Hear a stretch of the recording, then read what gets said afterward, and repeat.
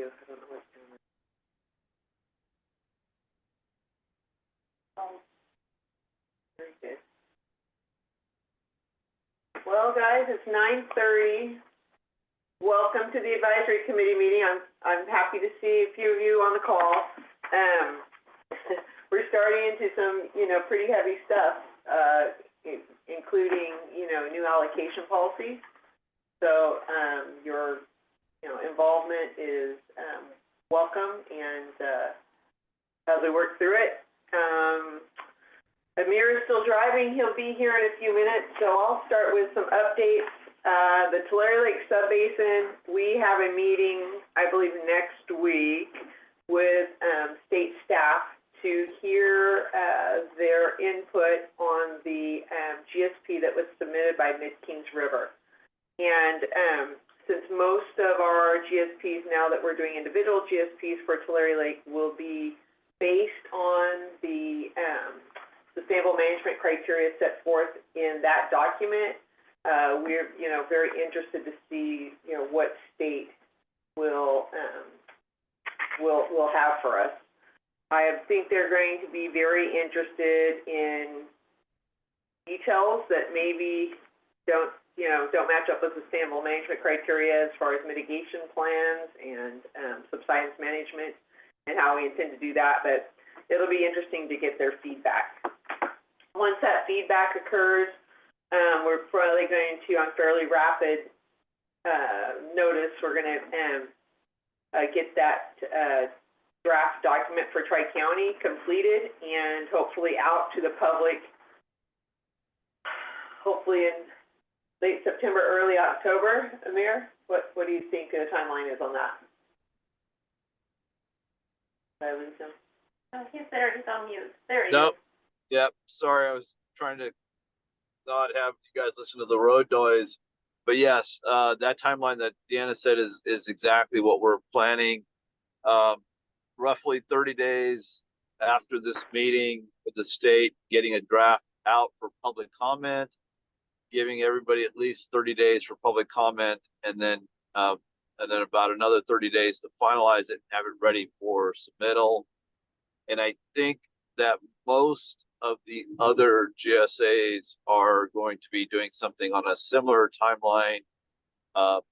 The only concern that we have right now is the new change at the Mid-Kings River might mean that the Mid-Kings might be a little bit behind everybody else, but regardless, Tri-County is going to have ours done in that 90-day window that I just mentioned. Any questions on Tulare Lake before we move on? Is that litigation thing holding you guys up at all? No, so the litigation doesn't have really any bearing on us, or it won't reflect in the GSP. It really, there's a temporary restraining order in place against the state charging fees right now. It's my understanding that the judge wanted some additional time before she made a ruling, but she should make a ruling on that here in September. And it really affects the fees and the reporting, and when the reporting will actually start, when the fees will actually start, and if the fees are, going to be charged with what the state has suggested. There are other issues in that litigation, but I don't think they've really been, I don't know if anybody's following it really closely, but I know that Valerie Kincaid is the attorney for Kings County, and she has argued pretty successfully, we think so far, that the process has been flawed, that there's really no process for GSAs and basins to say we need an extension or this isn't working and we need feedback on this. There's no good process. The state's really kind of making it up as they go, and I think the judge listened to that argument. But no matter what the outcome, I think it just delays the ultimate process. And so it's important for a landowner. It's less fees you're going to pay this year, the longer they can, extend that. But that it won't affect how our GSPs are drafted. Okay. All right. Thank you. So in the Tule Subbasin, we are still working on documents. We are missing the final coordination agreement. I haven't seen the final mitigation agreement, although I think it's very close. We do have a meeting today. That's why we're still having these meetings at 9:30. We have a meeting today at 11:30 to work through some of those issues. And it's very tight timelines. Because of that, we have moved our board meeting back again. So sorry, everybody. I think we've changed it 3 times now, but we moved it to September 11th at 1 p.m. And so that will be when the board will consider adoption of the plan, that Tri-County's plan, as well as the coordination agreement, and also the mitigation plan. Those will all be listed separately. And so that's the timeline. We have the probationary hearing on September 17th, and we have to provide slides, our presentation to Four Creeks. I don't know, they're gonna tell us today, but they have to be translated to Spanish into the state by September 10th. So technically, we won't approve or consider for approval the GSP until after we've already submitted our slides. So it's a little bit of a funky timeline, but you know, all things Sigma, we just push on through. So that's the plan. And I see Susan on for the Tule Trust update. Hi, Susan. Hi, how are you? Good, how are you? Oh, pretty good. So we are working with MLRP to move the projects forward as far as the land fallowing project that was put forward. We will be meeting with the DAX, which we just missed the meeting, so I apologize. The 19th. So trying to educate them a little bit more on the types of projects that are available and the impacts, what's involved, that type of thing. And then we'll go over the initial two or three projects with them to get their feedback on that. The current land fallowing program for this year should roll out today, late today or tomorrow. And I will be sending you information that you can send out to all of your constituents within Tri-County as well. Once I do get that uploaded onto our website, the application and all the details. We did take out the piece on the rubric regarding subsidence. My board has felt that doesn't meet the requirements, the program, with the intent of the program, which is to save groundwater. They feel that there's too much uncertainty with that. So we are still including in the rubric whether or not they're pumping from the lower or the upper aquifer, which I think will still help us achieve some of the results in the GSP. But as far as identifying what zone they're in and how much subsidence has actually occurred in that zone, that is the only piece that they did not agree with and wanted taken out.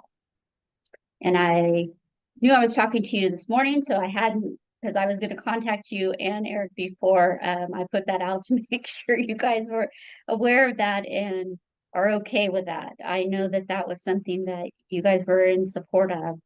And I've tried to push that through, but I can't get consensus on my board. So that's just the scoring criteria, so that they won't use the subsidence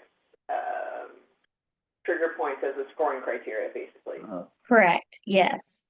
The scoring criteria includes, you know, their location as far as proximity to a disadvantaged community or another conservation area. It includes what aquifer the property was pumping from to irrigate. It includes I have it right here. Why don't I just look at it? So I'm trying to remember. The groundwater dependent area that we spoke about last week is in there. We also have previous participation if they want to commit to recharge and have that capacity, that and the groundwater dependent kind of offset each other, recognizing that it's not going to create an advantage over someone that's groundwater dependent if they say they're going to recharge. That way the points they kind of offset each other. So if someone is in a groundwater dependent area, they're going to get the equal amount of points as someone that was going to say they were going to recharge. Previous participation is a item, how many years they are willing to commit to the program. Cost is also, the bid pricing is broken out, how many acres they're enrolling, the type of management practices that they're willing to implement. And this is a little different than it has been in the years past. We understand that the last couple of years it's been to manage these cover crops and do away with them at the end of the season has been extremely difficult.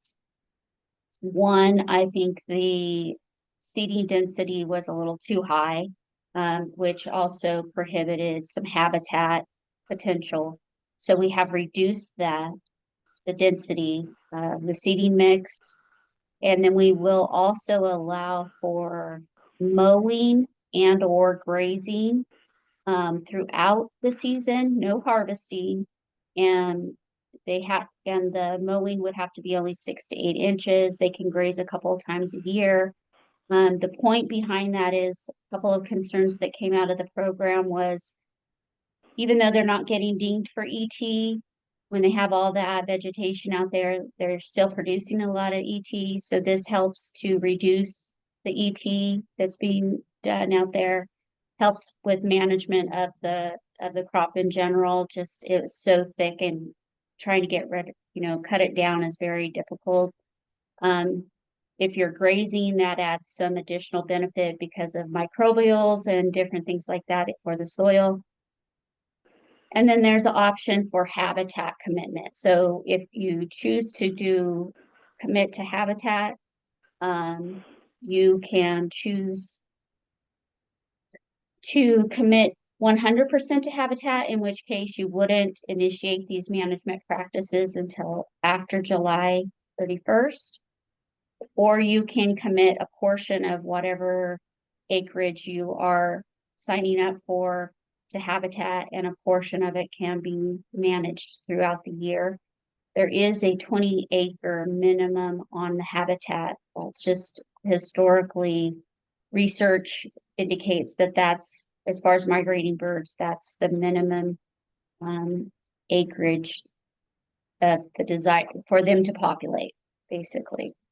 So, but you can choose anywhere from 0 to 100% of the ground you're dedicating for habitat as well, and there's points associated with that.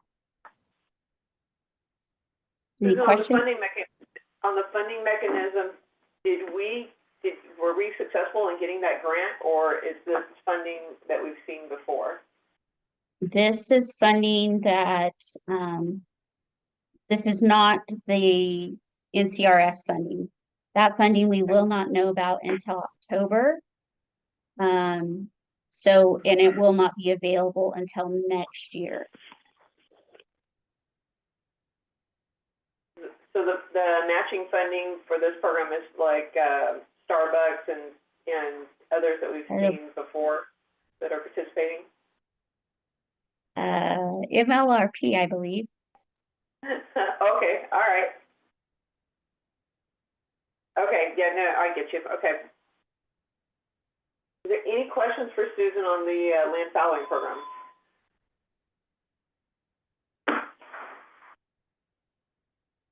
Very good. Actually, I think I do. Were the changes, is there something sent out? Maybe I should ask Susan. It will Susan, be everything. Yeah, everything will be put up on the website. The scoring rubric, the fact sheet will include all of explanation of how the scoring rubric works, all the changes in the program. And then the application will have a few additional questions than it had last year. so that we're capturing that additional information. So when we send that out and when I send that email over to Tri-County so they can forward it out, I will have a summary kind of highlighting those things. So it will be very clear that there has been changes and you'll have access to all the information to see exactly what that is and how it works. Great, thank you. Very good. All right, well, we can move on to number 3, implementation and the well registry policy, which there's a couple here on the desk. And I hear the door, that must be a mirror. And the well registration policy was sent out with the agenda, so. Yes. It should be out there. We've been talking about this for a while. We will have on Base and Safe, is it open now? The module. Yes. For registry, yes. Yes, so, on your Base and Safe account, you will see a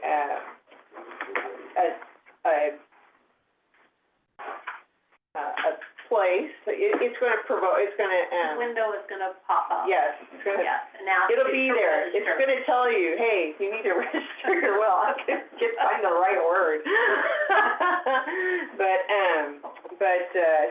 So that's available, and, this policy will be, considered by the board at the September 11th meeting to, make it, the actual policy of the GSA that well registry, will occur for both ag and domestic wells.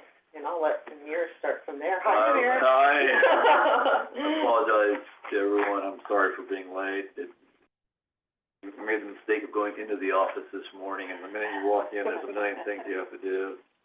I was just gonna add real quickly to what Deanna said, is that it is all wells, including domestic wells. And, that right now, one of the dates in the policies, You just do your presentation. oh, yeah, I'm sorry, yeah. Sorry, yeah, let's pop up the presentation.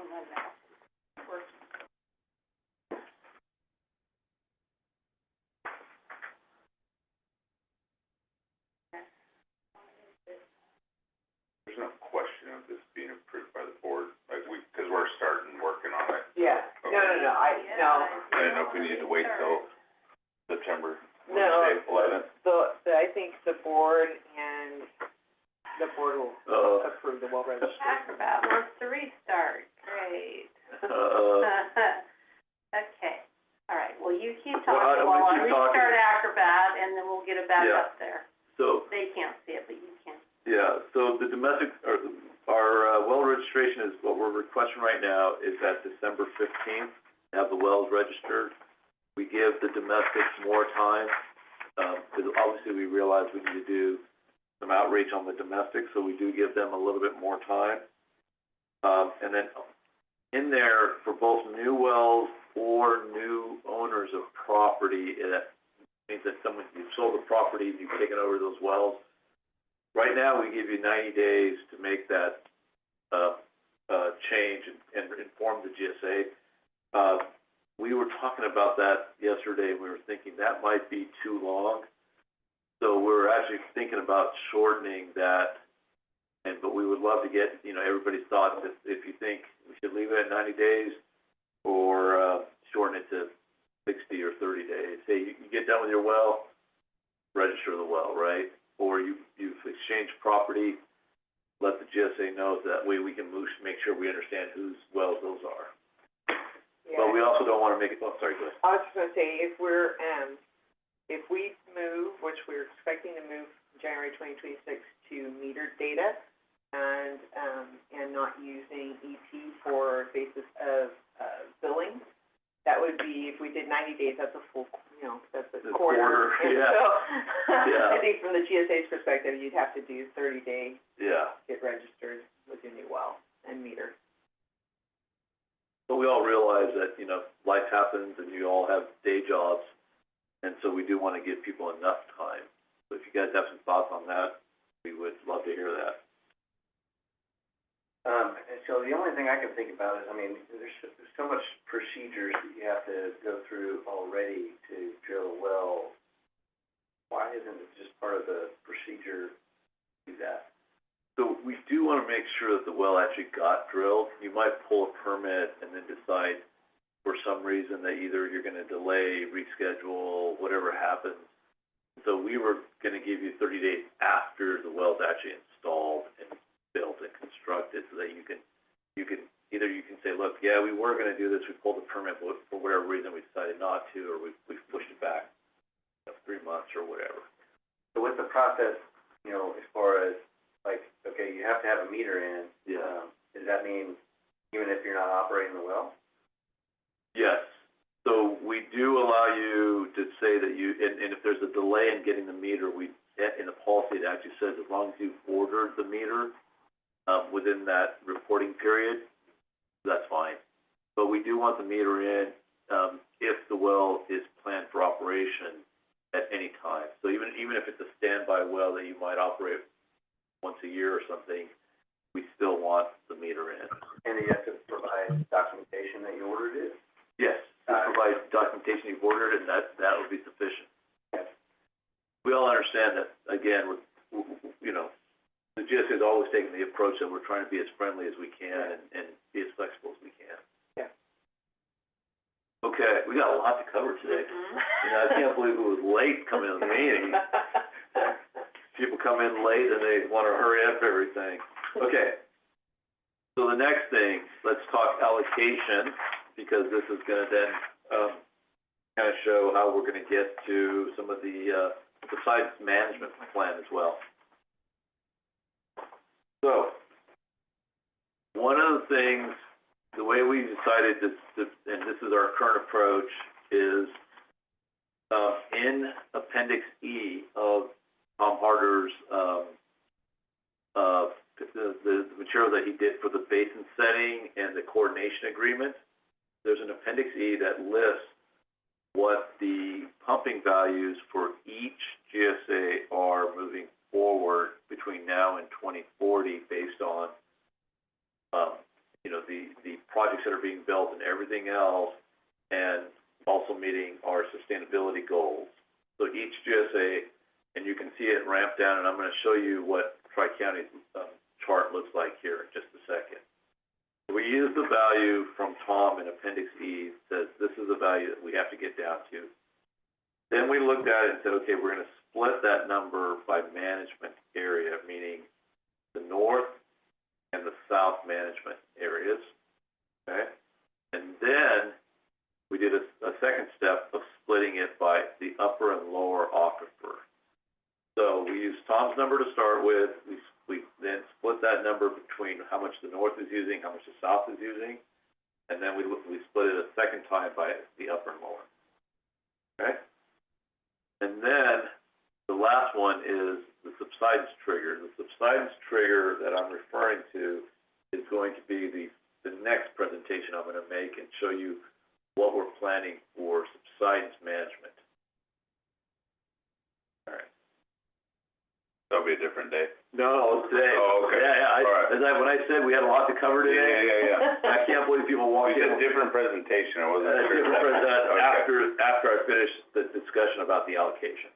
And just for clarity, when you talk about area 59, 60, 61, we're talking about that map with zones. Yes, So it's yes. zone. Yes, by Okay. zone, yes, Okay. yes, Which, on Harder still? yes.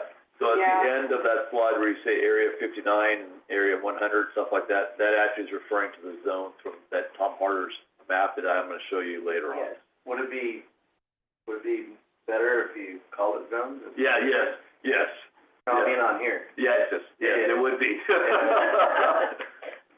This is what happens when you have different people working on different slides, and you're right, it should be zoned. Good catch. Okay, so this is, okay, I know this is very hard to read, and Stacey's gonna do her best to blow this up for you. But this is the allocation that Tom has for the GSA starting in 2020 and working its way to 2040 and beyond. And what you will see is that roughly what he's projecting is that we're gonna go from, and this is total combined, There. Yeah, I'm trying to make this work. Okay, you keep talking now. we're gonna go This is combined pumping for both the north and the south. Okay, we're gonna talk total first, and then I'll start to break it down for you. And what the plan is the sustainable yield is now calculated at 12,000 acre feet annually. That's what we're calling the native yield. That's how much water we can pump. Yeah, yes, that column right there. The next column then is the transitional pumping with export. So this includes all the pumping, including the transitional, and he's projecting us at around 58,000 acre feet, and that's going to work its way down to a total of 18,000 acre feet. Now, I will say that you're all thinking the same thing, which is, aren't we pumping more than 58 right now? And we are. So we're actually higher than where Tom would like us to be in 2020. And this is the step down that he's got. It's not, our plan is to follow this glide path and get to 18, but we may do it differently than the numbers you see up there. But at the end of the day, the total pumping in Tri-County to achieve the sustainability based on the model is 18,000 acre feet. What do we figure the current is? The current's running over 60, 70. Yes. Total pumping. Yeah, 60 or 70. It varies, Yeah. yeah. And I've got, you'll see that on one of the charts here coming up. Okay. Then, so we know we got to get to 18,000. So then we looked at the acreage used for each allocation. And for the native yield, we looked at the acres in production, so in the north, and that's 14,000. And we looked at the southeast acres, I'm sorry, this is total acreage. I beg your pardon. This is native yield, so this is total acreage, okay? And this is only on the Tule side. So 14,000 in the north, roughly 40,600 in the southeast area, for a total of 55,000 acre feet, or acres. And then the transitional pumping was only given to land in production. That was the same criteria that we used for the original allocation, and that ends up being 21,900 acres, and again, split roughly 4,000 in north and 17,600 in the south. Sorry, producing acreage as of what year? 2018. Yeah. We didn't change that requirement. Whatever that was, these are the same values that we used in the current allocation program. With one big exception, which is that we added the new acres in the south area that were incorporated from the Delano. Yeah. Okay. And those numbers are in here. And those numbers are in there, yes. All right. So then we went and did a gross allocation study and said, okay, if we just split it up north-south, so the 53,000 acre feet that Tom allowed in 2025, and we have to decrease to 18,000 by 2040, right? If we did that by acres, 26% of native yield in the north, 19% of the transitional, because transitional is only the acres in production, so the smaller number, right? And that meant that we, by 2040, the value would be 9,000 acre feet in the north, and we did the same thing in the south. Obviously, the south has more native yield, but and we would then decrease the south to 8,800 acre feet by 2040. So that 18,000 acre feet roughly that I said was going to be the total pumping. The north would get about 9,000 and the south would get 8,000 thousand under this plan that we're proposing. This is still draft, so, we're open to lots of discussion and other thoughts on how you guys might wanna handle this. Do you have a map, as part of your presentation, showing the areas? Didn't do a map, I'm sorry. So, Do we have one? the north, I can tell you, the north we could pop something up, but I don't have it prepared. I'd have to go get it. No, I mean, right. even if you had something I could go look Yeah, at. Oh, the yeah. north is basically everything that's not connected to the Alpha area, so it's more the Angola area, your area, all of that's in the north. Yeah. And then the south area is, between Alpha and the 99, basically. Eric, there's a map on, Deanna's wall I can show you Yeah. afterwards, yeah. Okay. Yeah. So, Sorry, real quick on the math, because I'm just a little hung up.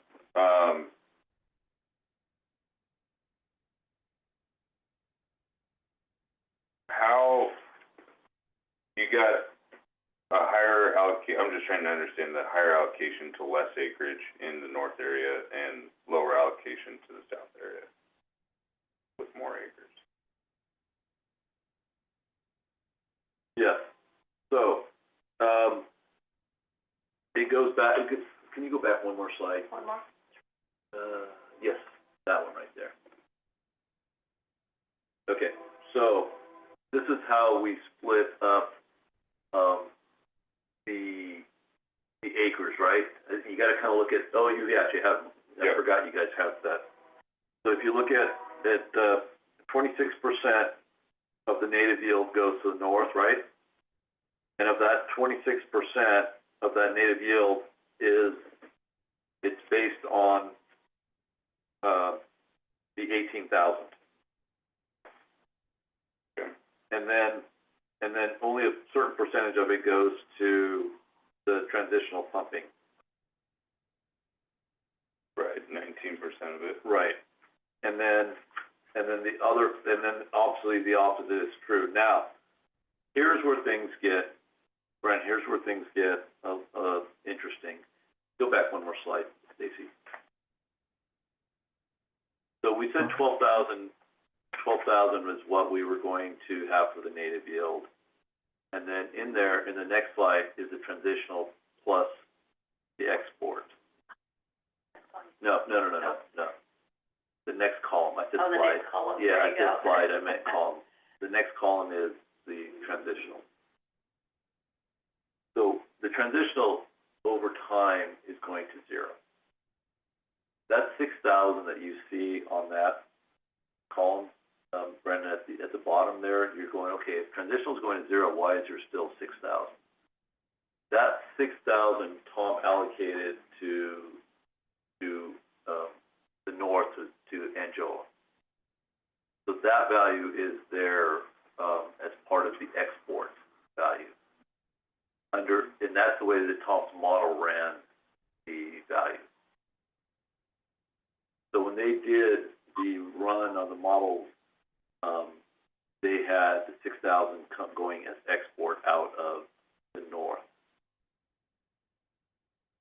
That's why I when you, think that 6,000, because it's, according to Tom, it's associated with supply and transitional pumping. Is Yeah. that 6,000 surface? so it could be surface, it could be A losses combination? from surface, and a portion of it is, pumps does show it as export in the model. So you're deriving that 6,000 from imports, Yes, imports that are lost to underground. Yes. Awesome. yes. Yes, Surface water is the key factor in yes. all that. But that's the big difference between the north and the south, is the north has the surface water. Yeah. So, go ahead. Good, I'm glad you said that, Brian, because that wasn't clear at all, and I kind of skipped over that. Yeah, I probably, I mean, not now, but like to see, could better understand that a little Sure. bit more. Sure. Okay. So, we basically said, all right, now we're gonna split north-south, and what we're doing is we're looking at a native yield right now of about 0.22. The current native yield, because we use both Tule and Tulare Lake, is 0.44. Now that we're looking at Tule and Tulare Lake separately, the value for Tule only is 0.22, and that native yield value is the same for everybody across the aquifer. So across the entire subbasin, if you're looking at native yield, whether you're here in Tri-County or you're in eastern Tule or wherever, lower Tule, the native yield value is the same. The transitional is where we make a substantial cut, and the transitional is now down to 1.6 acre feet starting in 2025, and that transitional number was much higher under our current policy. So we started this policy when we started in 2020, roughly 2020. We were at 3.4. I know. So you have this starting in 25? Yeah. So would this take over the current municipal allocation now? It's starting 25. 26. But, 26, 26. January of 26. okay. Yeah, I'm sorry. Because the current one is. Yes, it is 25, yes. So Yes, 26. yes, 26. That should yes. say 26. That should too. say 26. Yeah. That's helpful. So, and then would all of these bump back 1 year, then I jumped your slide, Yes, but, you did, okay. yes, I think that's true. yes, It's more than two. yeah, You wanna go to the next one? yes. Okay, so this is, and you're right, it's all pump back to 1 year, but this is essentially what we're looking at between, 26 to 2040. And the blue is the transitional pumping. The orange is the native yield, which obviously you can see kind of stays the same across there. And the plan, of course, is by 2040, we are pumping, only native yield. I'm gonna go back one slide. Sure. So this native and transitional is the same across the management zones? The native and transitional are the same across the north and south. Okay. But we are going to then talk about upper and lower. That's in the next few slides. Yeah. Okay. So essentially, we're going, so 1.6 plus the 0.22 is how we got to the one, I'm rounding these numbers for the sake of this discussion, but 1.8, and then we're going down to the native yield. I don't know, I think some of you probably have heard that, like Lower Tule and others are also looking at cutting their transitional by 50%, and we're doing roughly close to the same now, based on these values. But a little bit more than 50. Yeah, a little bit more. I think next one was supposed to be 7.5. 7.5, Yeah, over the So 5 years. now we're going to 1.6. yeah. Yes.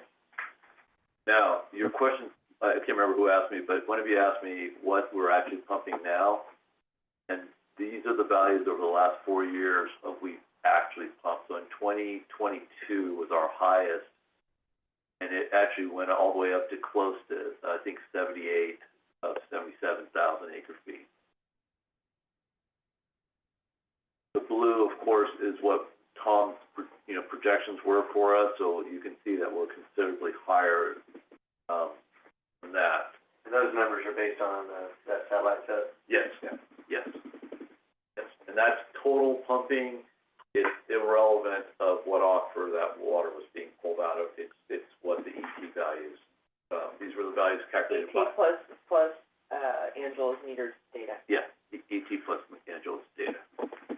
Plus, I mean, augment the data, or you're not adding it to what they? Not on top of ET, for Angela, because they're all metered and they report all of their meter readings. We don't count ET for them, we just do the meter readings. Right. That's right. What's the acreage again in this north and south? If total, I wanted to figure out like a per acre, the total acreage, The, it's on one of the slides, 55,000 in the north, or, I'm sorry. oh, that's right, it's in here. Yeah, it's in Okay. there, yeah. Alright, so, so 40 plus 7, Yes, roughly 55,000 total acres. 7? or, I don't think that's. no, 55. I don't think that's right. You don't think so? Well, that might be, it may, so these acres are acres that are 5 acres and larger that are within Basin Safe. Yeah. Okay. So for the entire, it's 60-some thousand.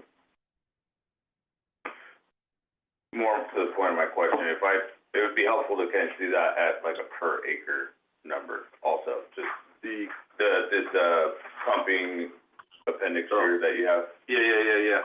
just, I don't know, I think of things in per acre. Yeah. Hey, 78,000 is how much per acre? Yeah. So we will give you it as a total across across, the entire the GSA. We'll also break it down per land in production, because that's, the people in production are the ones pumping. Right. So you can see, hey, look, for every acre that's in production, this is what that acre. Yeah. Some of the acres that water is being delivered to are not in the GSA, correct? Yes. How do you deal with that? So what we can do there is, since we know exactly what Angela exported, we know the value of the export, we can subtract that out and say this much water was exported, this is how much water we use per acre in And the. that's gonna be reported Yeah. regularly, or is that how that works? It is reported, it's been reported every year since Yeah. 21. Can you explain to me, what do you mean exported? I think I'm confusing the term, but. Part of Angela's water, is exported to lands in Tulare Lake subbasin. Okay. So it's across the boundary. Moving from one subbasin to the other. And those numbers are reported directly to the subbasin. Both subbasins. Both of it. Both of the And the basins are on state. board. Yeah. Okay, all right, I'll take that, The difference is, and he's probably not aware of it, but I mean, he probably is too, Lower Tule doesn't allow for that, right? There's no exports of No. groundwater outside of it, other than maybe the deal that they made with Basel. Yes, Right. Yeah. so there is other export. Yes. The current coordination agreement, and I suspect it'll be in the next coordination agreement, acknowledges that there is an export and requires reporting on that export. And so that's Any where that sense stands. on how the state feels about it? They haven't weighed in, but it weighs into water rights, and SGMA is not supposed to affect a water right. Oh, this And is the so- prescriptive stuff. Yeah, I mean, there's a lot there, Brandon. So about, that's fine, yeah, sorry, We just went into the weeds. Okay, all right. There's a lot there. 6,000 acre feet, more or less, of prescriptive rights from Angela. That's what Tom, but I think some of that 6,000 is surface, or Yeah. maybe all of it. Right. I haven't dug into that number, so, Right. You mean, because they do have surface but we're not, water you're not capability. talking about any numbers here, the actual surface water. No, this is what Yeah, was. it's water that's reclaimed from the surface water. Yes. Yeah. So the previous slide we're talking about, right? Yes. Yeah, okay. Yeah. I know this is confusing, and we're obviously trying to go through it quickly. Yeah. Sorry for all the questions. No, these are all good questions. Good question. Okay, but then we try to break it down a little bit more by north and south of what actually is being pumped versus what, Tom predicted in the Appendix E allocation values. So we looked at what's being reported as pumped in the north area for the last, 3-4 years, and what's being estimated through the ET values for the south area.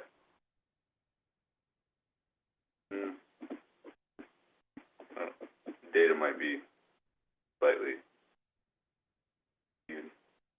That if you add those 21 bars together, I'm assuming they would add up to 21 on the previous slide. Was I off? A little bit. Okay. Yeah, but the north area number for at least 45. 55. 22, those seem low. I've got it at about 55 on this setup, and on the previous slide, it was at 70. I think these numbers are not right. Oh, wait, Brent, say that again?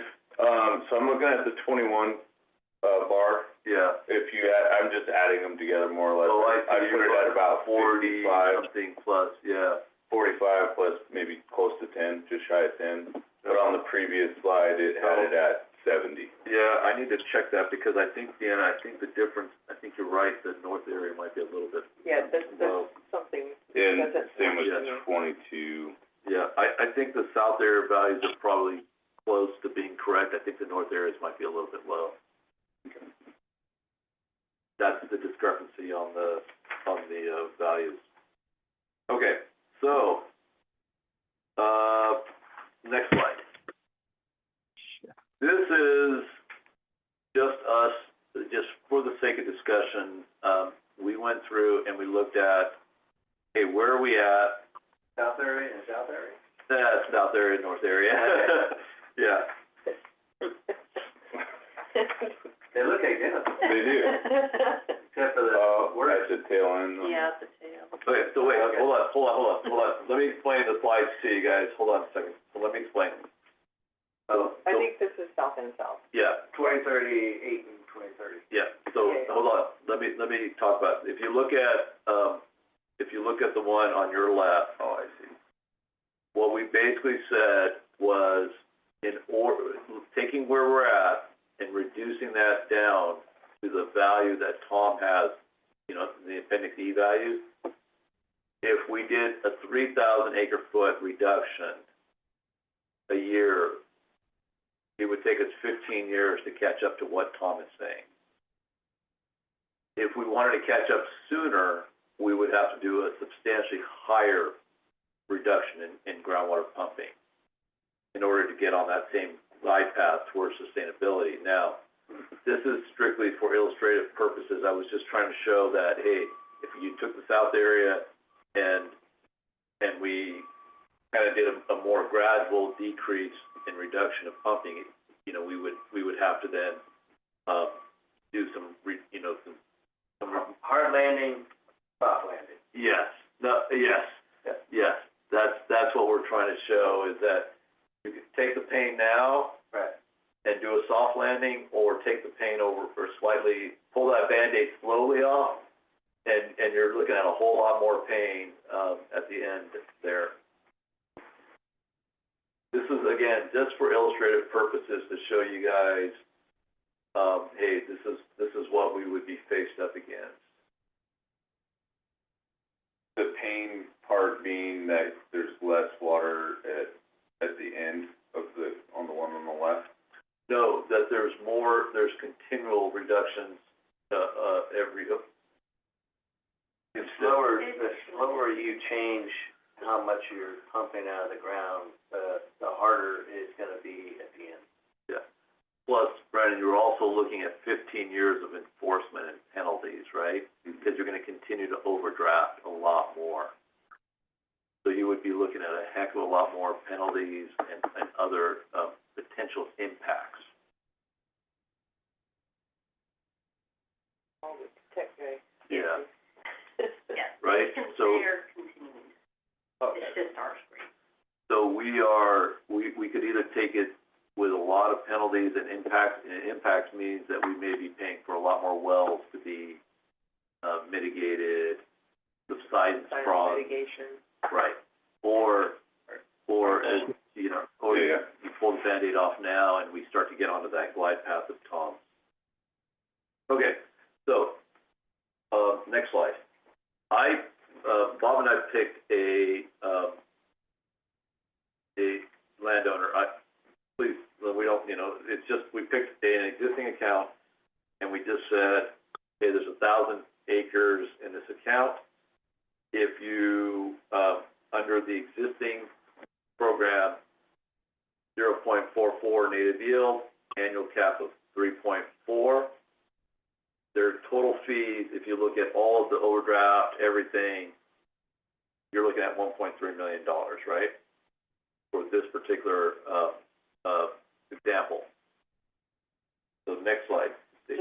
last 3 years. just for the last 3 years.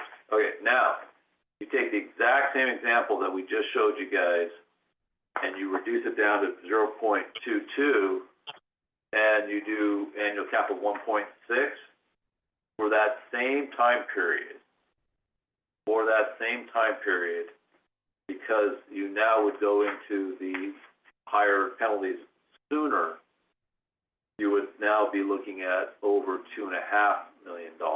So an increase of almost $1 million in this example that we're trying to show you. And that's where it gets back to your guys' point from a minute ago about, do you want to pull the Band-Aid off slowly and pay a lot more in penalties over a longer period?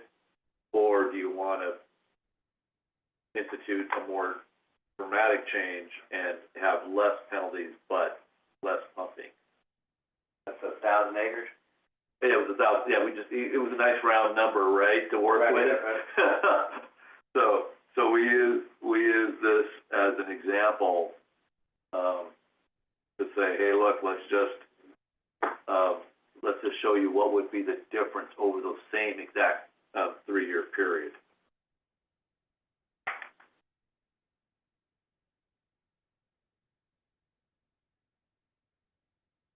I know, I'm just making all kinds of friends today. Well, I mean, So, like I said, yeah, just trying to show you guys, hey, what would be the example? Okay, next slide. What time do we? We could go till like 11:15. Okay. All right. Next example, oh boy. I know. I'm gonna talk just off of my, okay, so, using that north area, south area native yield of the 9,000 and the 8,800, we then said, okay, historically, based on the groundwater model, Tom predicted that 32% of that north area is from the upper, 68% from the lower, and then we would look at 75% of the south area in the upper and 25% in the lower.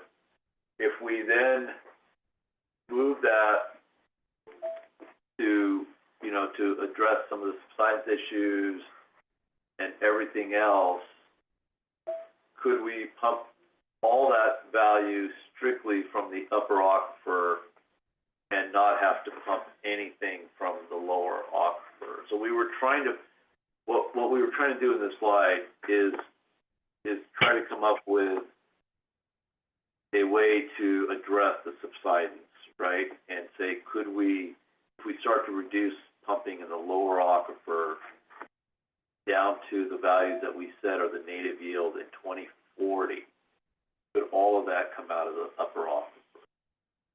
That's what we were trying to play around with a little bit and say, is that truly feasible? Are these numbers examples then, or it's not pulled from any actual like well data or anything? That's pulled from the model values, the percentages are. Okay. So, okay. Yeah, and we were trying to figure out, hey, can we really make this work? And that still needs a little bit more work. That's why, I probably should have put a big question mark on this slide, but yeah, this is us trying to figure out, is that a truly feasible alternative? The model shows right now the southeast area is 75% of aquifer, Yeah. and that came from the Oscar database, or? No, Or USGS, or you don't know what that I came don't know, from? yeah. It's interesting to me. Yeah, we're still working through some of the questions with Tom. It's not been my experience that there's that amount in the upper aquifer. Yeah, I agree. So, we've been, so like I said, that's us trying to figure out, is that even possible? Because if it's not, then we've got to try and figure out what we can live with in terms of the lower aquifer pumping. Yeah, I mean, you'd have to look at well logs to Yeah. know exactly how much can be pumped from where. Yeah. Yeah, I would have no idea. I'm gonna keep moving. Did I say 11:15? Yeah. That's not true. 10:45 is Ten what, 45, yes. I'm sorry, I was It's okay. so It's engrossed okay. in what we're doing, I It's don't even know. okay. I've Sorry thrown about a that. lot at you guys, I understand. We've only got 3 pages left, we're good. Yeah, 2 pages left. Man. What could possibly go wrong? So, Eric, you asked me, and I'm gonna show you a better version of this map here in just a few slides. But Tom went through and this was something that, he and Eric Lemus came up with in Lower Tule. And I personally, I really liked this approach to subsidence management. And I'm gonna get into a lot more details about this in a second. But they essentially went through each section and said, look, we're gonna manage to the section because what you see in the GSP is a whole bunch of really nice, graduated, curvy lines, and you can't manage that in real life, right? If you'd split one of your parcels in half, I'd come to you and go, Eric, you gotta turn off all the wells on this half of the parcel, but go ahead and keep pumping on that side of the parcel. It made no sense, right? Right. And so I kept saying that makes no sense, we can't manage that, and Tom and Eric came back with this, which I like. There are four section zones. Yes, The 4 section zone. Yeah, each zone contains 4 sections.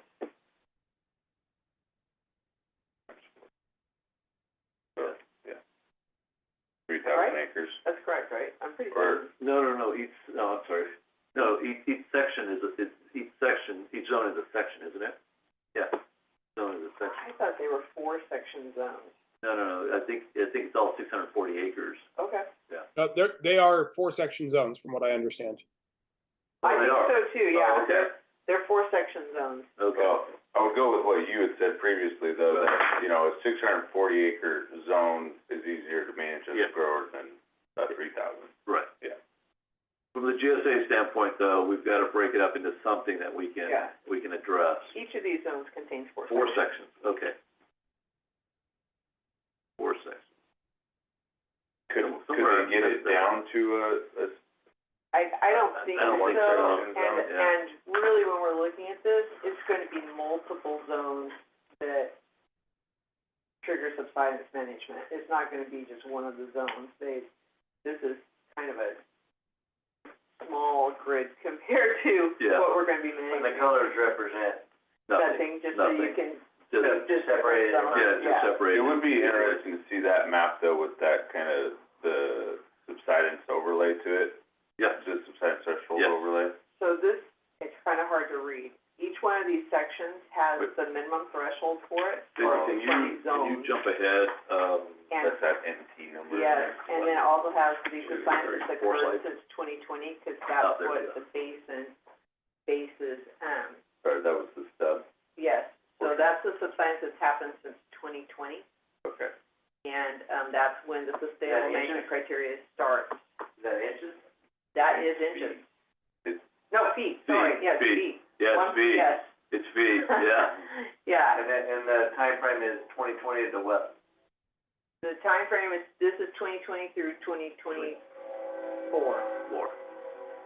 So zone 92, that 1.77, it can only go to 2.51. That's, Yes, that's what you're what's saying, yes. currently in, yes, that's correct. That's the coordinated subsidence. That area still has a small, maybe about half of that is a zone that's to be studied because Early Mark's concerned about their pipeline system. Right. Okay. And it's about 3 years worth of data that is adding up to that 1.77. Yes, and we have to remember we had one of the largest floods in 30 years within this data. So in a 4-year period with a large flood, you can see the amount of subsidence that's occurred in each one of these zones. That is what the state is keyed on, is subsidence, for better or for worse. The subsidence data is coming from the, that LiDAR. The INSAR data, yeah. INSAR as well as Where's the new data set for 24? Who has that? you can. Because I haven't seen it. Yes, Yeah, I It can get you that. comes quarterly now. Yeah, it's quarterly now, so we have to, Is that like open access kind of stuff? Yes, oh, yeah, anybody can look at it, yes. Yeah. Yeah, It's get on, that to me. it's on the Sigma portal viewer too. I can, Oh, you know, let's connect up offline and I'll show you how to, so that way you can look at it at any time. sure. Yeah. And they're doing that annually or? No, every quarter. quarter. It updates every quarter. So you'll be able to look at it every quarter, you'll be able to see exactly how Is much. that now satellite or are they using fixed wing? Satellite. Satellite. So, yeah, that subsidence overlay map might be helpful, because you look at zone 18-19, where they have a threshold of 1.8 and 2.6, but their thresholds are significantly higher. Yes. So those thresholds are also based on that, on the GSP. And that's why you'll see some of them vary across there. Dickie, I'm gonna ask you to go back, to the slide we were Tom at. calculated those on the rate of, at the Yeah. rate that Yes. is, so areas that have a larger, minimum threshold is because the rate was so steep that it got a little bit more than in Okay, areas where the rate that'd be isn't as interesting to steep. see too. Yeah, it's a higher rate, so they got a larger, Yeah. Okay. So should, in theory then, they should all meet minimum threshold around the same time? Yeah, I mean, No, hopefully none of them, hopefully none different of them. zones do different things. Yeah. I actually have a sheet that I put together that shows Well, the yeah. the rate, and if it continues at the rate it's continued, Yeah. you know, when you start hitting these triggers, and Yeah. substantially quick. Right. Next year? These MTs are, they, not next year, but for a lot of Tri-County, within 5 years, many of these zones are in a trigger point. That's, I wish that wasn't true, but it is. And it's not just Tri-County, I mean, you can look at Pixley's numbers, even Lower Tule, I don't know how Lower Tule, because, you know, they have a lot of water and they consider themselves fairly sustainable. But when you put this on top of them and manage it to the subsidence, even they have trouble. I don't know how they meet either, except for they have options, you know, to bring in surface water to certain areas or to make changes on how they manage within their district, that Tri-County just doesn't have those options, fortunately. I'm gonna keep moving just. Sorry. No, because we're gonna literally run out of time here. So this slide, I know it's very busy, but we were looking at, some adaptive management, ideas on what we can do. Basically, you know, everything I've talked about is based on Appendix E. And Appendix E, is derived from some of the modeling issues, and so, you know, if there are changes to Appendix E over time as the model gets further refined, as water budgets, other things get further refined, there may be other changes made, and so that will substantially impact the values, that we've talked about. And then we also looked at some. What direction are you expecting? Honestly, for us in Tri-County, I'm hoping it goes up a little bit. Yeah. Yeah, Eric, I think there were some decisions made that, impacted the people who don't get surface water brought in more than it actually should have. Yeah. So there were some long-term decisions made. I'm talking about 2019 and, you know. Long time ago. Long Coos time and ago. Basin. Yeah, And that's just, it's how the model handles that water Right. coming in. So I think, you know, we're gonna have to, evaluate undesirable results, and if they're still occurring, that, again, our biggest issue is really that subsidence, and there's no, question that that's an undesirable result, and the subsidence is quite substantial across large amounts of Tri-County. one of the things, you know, just to elaborate, I think there's impacts occurring elsewhere that would require other people to reduce, other GSAs to reduce pumping, that currently, that reduction is shown in more towards the west. Yeah. Okay, so we looked at how do we incorporate some of these ideas also into basin safe? You know, how do we make the credits and trading, occur? So we've been exploring some of those options. And then we're also looking at, you know, how do we encourage, some deeper, recharge and some policies that, you know, do more to encourage the recharge, and especially in the deeper aquifers and credits for that.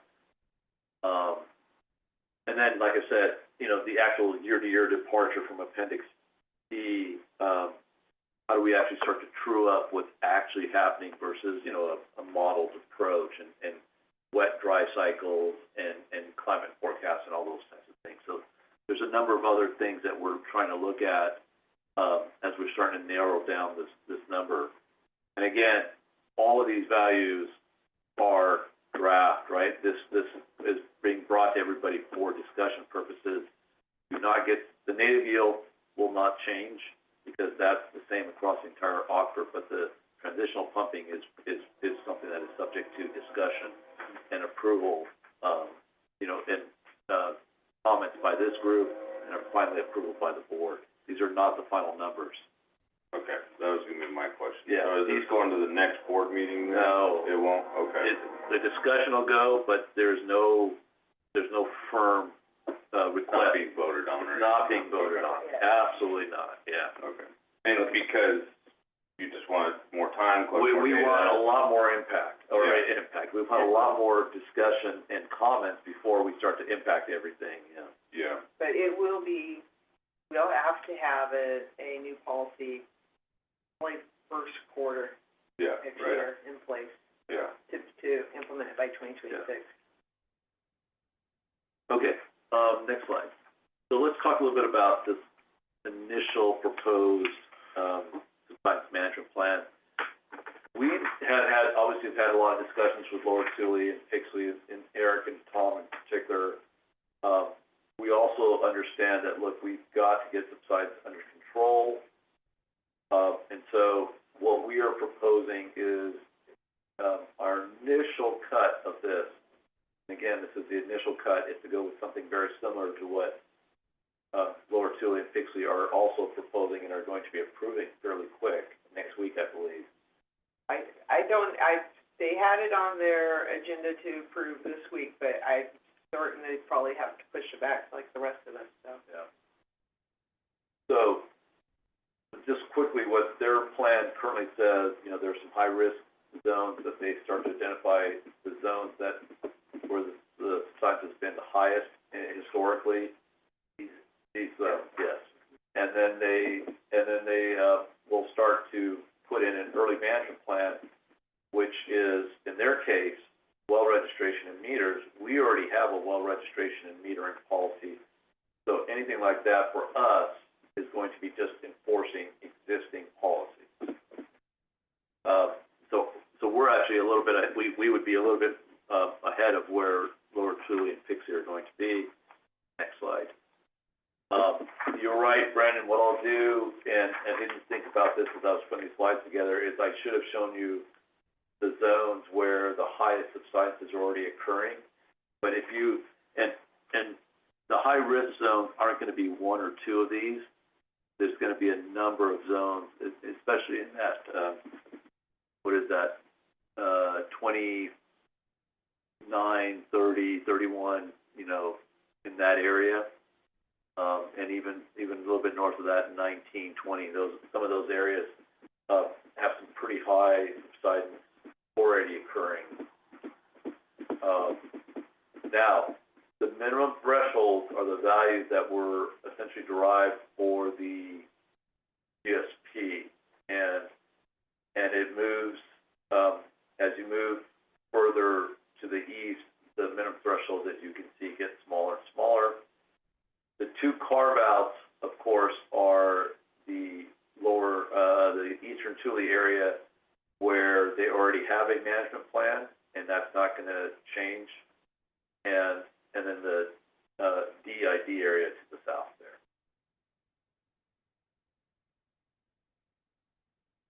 So this is what Lower Tule and Pixley have proposed. We are in agreement that the subbasin needs a subsidence management plan. So, we wanna coordinate with everyone else as much as possible. And we're trying to work together that the subbasin at least has a plan moving forward. Are the basins themselves coordinating? No, not yet. You mean between like Tule and Sawyer Lake? Yeah, Not yet. not I yet. think on that note though, 'cause if I recall correctly, I forget what you call them, RMS, the remote monitoring site, Yeah, representative monitoring sites. and there were certain areas that did not have any or very few RMS Yes, sites. So my push on that would be more data yes, on a smaller scale, yeah. So, just to really kind of true it up yeah, on a property level basis. so it leads, oh, I'm sorry. No, I was gonna say, one of the, if we use subsidence as a trigger point, one of the triggers is an investigation in that zone. Mm. So it would bring that down to a small scale in that zone, who's in the zone, where is the pumping coming from, upper or lower? So it starts that process of really granular, looking at things granularly. So you're talking maybe managing it at a little bit higher level, but then if there is a trigger, you can actually go in and investigate Yes. and see. That's the plan. Yeah, so let's talk about those triggers as the last slide, which will take us right to the end of our meeting. So right now, the way they've written it is, if you hit 50% of the cumulative allowable subsidence, that they take away your precip and transitional pumping in those areas. So some are already there. Yes. Yes, so if 50% of cumulative, or when a zone hits 50% of cumulative, and there's investigations and reporting time periods and all that kind of stuff, and details in the document that, I'm kind of glossing over. If you hit 75% of that cumulative value, then there's no groundwater pumping from the lower aquifer. And once you've hit 100% of that cumulative subsidence, then any well that's contributing to the subsidence in that zone is turned off. How do you determine whether or not it's contributing? Yeah, that's the evaluation that we'd have to do, right? And the hydrogeologists and everyone else are gonna have to agree on a methodology for that as well. So it's gonna be single people that you're gonna identify as contributing? As opposed to areas? Well, we would say, look, this area has a problem, but not everybody pumping in that area may be contributing. Yes. We're not gonna turn off domestic wells in that area. But we may be going to a large number of the other wells. Let's just say, for the sake of discussion, there's 30 other wells. It may be determined that 20 of them were contributing to the subsidence specifically. I mean, I think these numbers, it's gonna impact some of these zones now. So, Yeah. I think that's probably worth considering. I mean, it's more data that needs to go and get collected right away, basically. Yeah, so this is one of the reasons that we are not, Deanna asked me if we wanted to release this document today, and I was like, I don't think we're even close. I'm not even sure that But it's Deanna good and to I. talk about it, so, Yeah. yeah, I appreciate you Yeah, bringing it. This would be a coordinated approach with Pixley, Lower Tule, Tri-County, Right. possibly Alpha. These thresholds, Yes. okay. And that is their request to Tri-County, that we participate at the same level they're participating. So, yeah. it's more So than that just is, Tri-County at that point. the coordinated view across those GSAs. But it's very, this is not exactly what, I've said this already, and people can appreciate this, it's not exactly what I signed up for, is to put people out of business, but, when we look at it, we have 15 years to become fully sustainable. That's not a long time. Mm. And that is the task of Sigma. Yeah. 20 seemed like forever ago, not that long ago, Is it right? guys? Yeah, you're like, oh, no. Yeah, it seemed like a long time. April of when now it's not. 2025, which is the probationary hearing for Sawyer Lake, seemed like a long time ago, or a long time in the future, and now it's like right there. Yeah. Mhm. So, yeah, time time is marching on and. Yeah, and it's literally decisively- staring down an interim plan right now. Yeah, They're very close to having a state-run plan. yeah, and decisive, yeah, Yeah. decisive is occurring, so we need to get it under control.